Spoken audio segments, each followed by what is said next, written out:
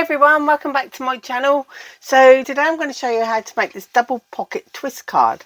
It's a really nice little concept and you can make them all different sizes as well.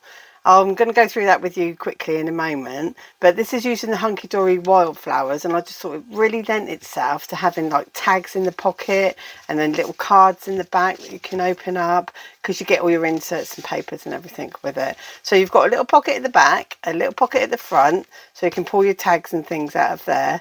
And I'll take those out so that you can see it. So that's what it looks like. It's that kind of a shape. So there's the twist in it, and then you've got your double pockets. Now if you wanted to make different size ones, I'm going to bring these in. So if you're using your 8.5 by 11 and you just want to fold it in half, you've got your 4.25 and 11, you can see that that's your normal size, but you just by doing these folds you're going to get that size.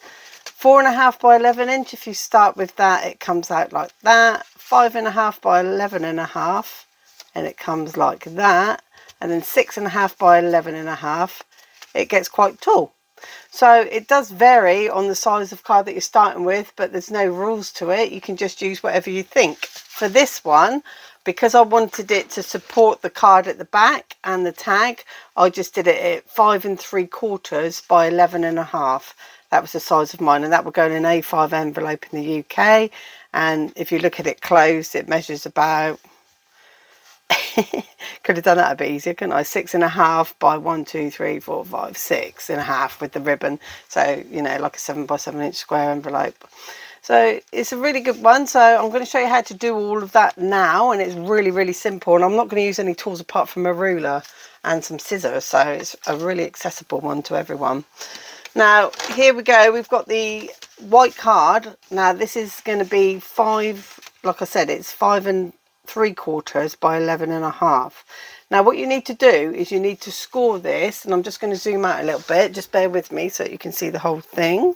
I hope I don't wobble you too much. Hold on tight, people. Normally I'll pause it, but I tend to lose a video when I do that. So we've got a whole card there, so if I do it like that you'll be able to see it. So what you're going to be doing is scoring from the top right corner to the bottom left corner diagonally.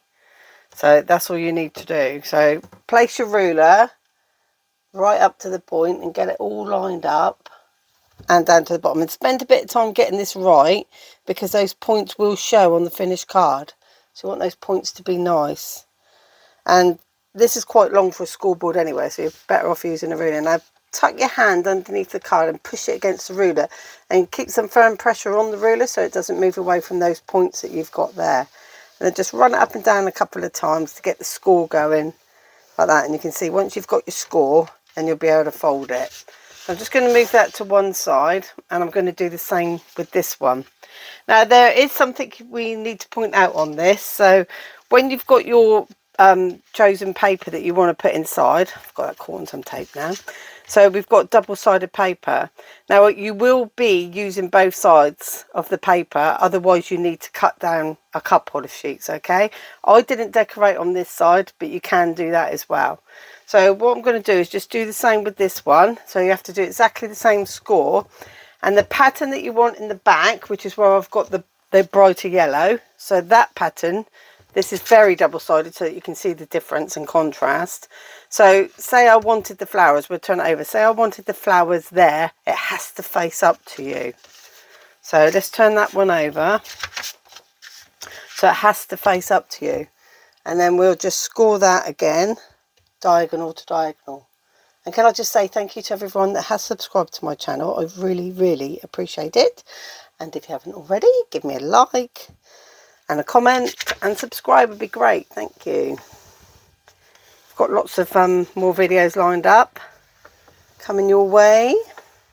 So I'm just scoring that paper like that, so we'll get that one going. And what we'll do, just to show you the difference, is we'll score this one the same way but using the other side of paper, so you can see what I mean. It's always visually easier to see what someone's trying to explain, isn't it? But top right to bottom left is the way you want to score this to get that pocket. It's not so important with these, but it's easier to follow it, and then you'll know where they're going to go. But the front, you want the pockets to be around the right way. So we've got all our scores done on these, and then we just need to reinforce them. making sure that they're going point to point. These points are, if they're slightly off, then readjust them. Okay, and then we do this one, which is obviously the other way around, like that. And then our main card as well. So we're going to do that. And this one is card, so I'm just going to check that the point on the other side is in, and it's pretty good. So taking the time to line that up. Now I need to reinforce this. This is quite a thick cardstock actually, so it makes it difficult because you've got all those folds in the centre there. So this V here, so these two are crossing over. Now where they meet, you want this to be lined up straight against an edge, and then you're going to score down there. So what I use is I use my mat. So there's my point there that I want, and then I'll make sure that this line, this card is lined up on one of the lines, and get that in there. Pop my ruler on the vertical line. Now you can measure this if you don't have a mat or anything like that, and then just start getting it. Now this is quite thick. I'm going to rub that against there, give it a good old rub, and then I'm going to finish it off by hand because I need to get those points lined up there. Now if they go off a bit, don't worry about it, it won't matter. Okay, so you can see now you've got your card base, and sometimes you do end up with a little bit of a buckle there, but you're going to cover it with paper anyway. It's just because this is all bulking into there.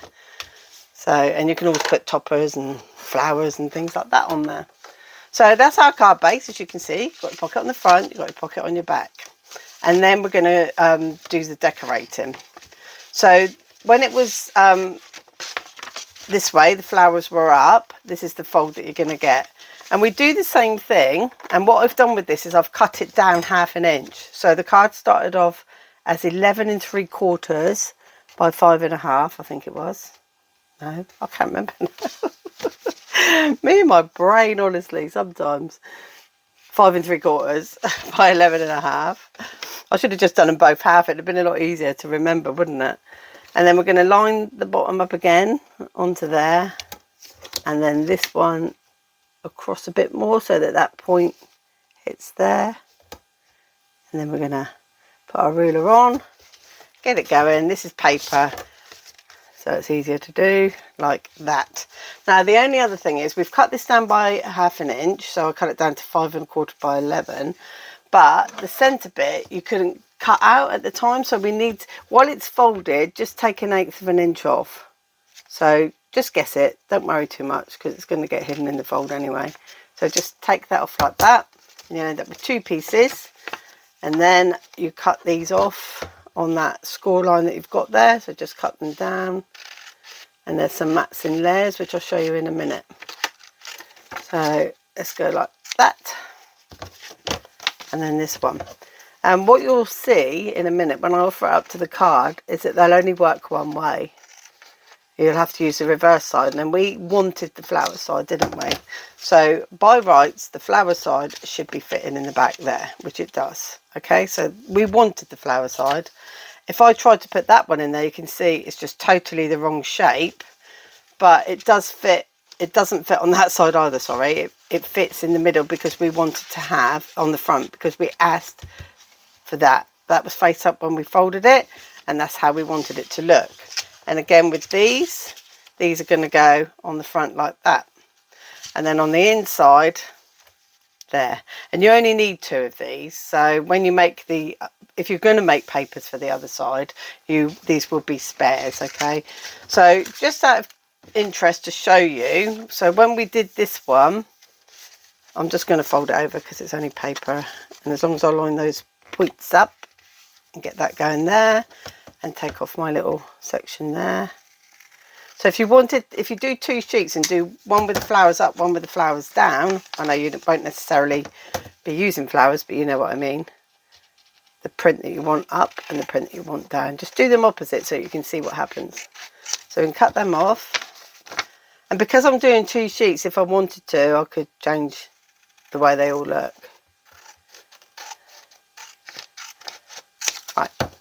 So what you'll see is that doesn't fit there anymore, but it will fit. Flower flower way around, so you can flip it. So these spare ones that you've got, if you thought, oh, I wanted it to be the same, you're going to have to cut two, one up, one down, and then just flip the ones that you've cut in flowers to go along there. All right, so that's how you do that. Now, the easiest way to attach these, oh yeah, and also the other bit that we cut, which one did we just cut? This one, wasn't it? Can't remember now.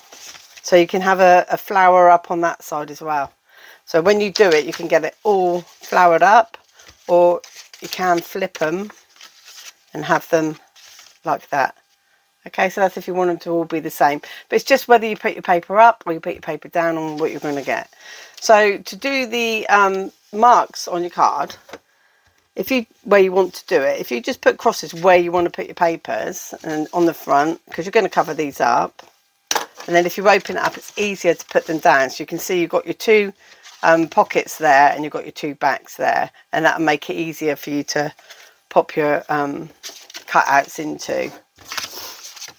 So you can then just stick them on, whichever way we decide to go. Go that way.